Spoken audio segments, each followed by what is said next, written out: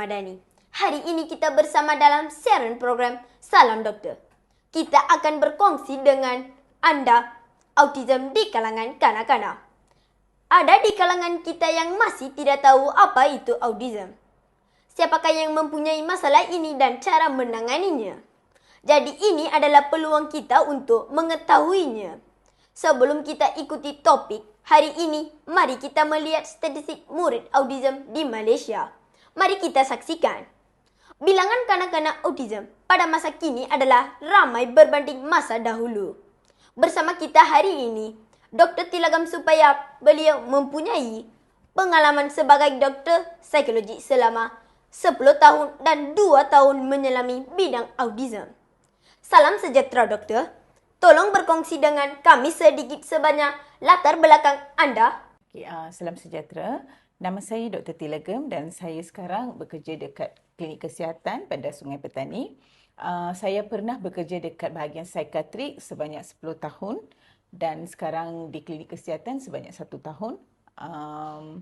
Ada apa-apa lagi yang adik nak tahu? Doktor, apa itu autism dan apakah tanda-tanda awal yang menunjukkan seseorang kanak-kanak itu mempunyai autism? Autism Spectrum Disorder ini merupakan satu gangguan perkembangan otak kepada seorang kanak-kanak.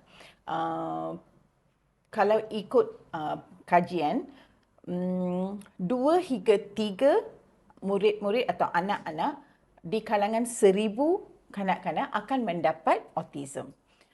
Autism ini lebih banyak di kalangan budak lelaki berbanding dengan perempuan. Terima kasih doktor atas penjelasan yang sangat padat.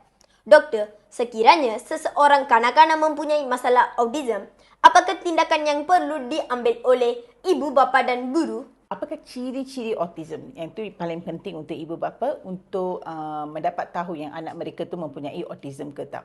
Salah satu ciri-cirinya adalah budak-budak autism ni mereka tak akan ada eye contact. Okey?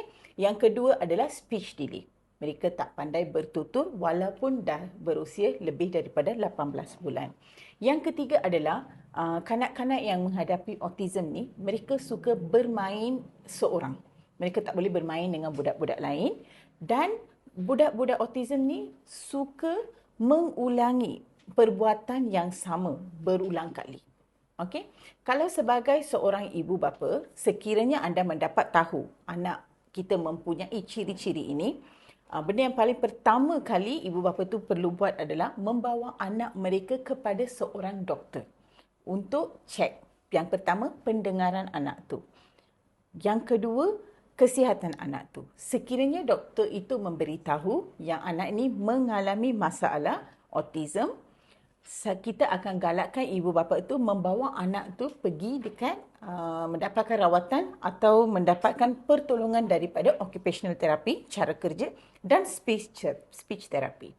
Occupational therapy dan speech therapy yang akan yang kita boleh start seawal semungkin untuk budak tu. Contohnya 18 bulan, 2 tahun, 3 tahun. Secepat mungkin yang kita boleh detect tu lebih bagus untuk perkembangan otak anak itu. Sekiranya seorang kanak-kanak dikenal pasti mengalami masalah autism, apakah rawatan yang akan diberikan? Okey, seperti doktor memberitahu sebelum ni, autism ni merupakan dia melibatkan perkembangan otak dan autism ni bukan sejenis penyakit. So, untuk kanak-kanak yang mempunyai masalah autism, mereka memerlukan bantuan untuk perkembangan otak mereka seperti cara kerja, pertuturan iaitu speech therapy dan juga banyak cara kerja melibatkan sensori mereka. Maksudnya autism ni tidak ada sesuatu rawatan yang khas hanya untuk rawat autism, tapi dia memerlukan pertolongan daripada keluarga, ibu bapa, speech therapist dan juga occupational therapy.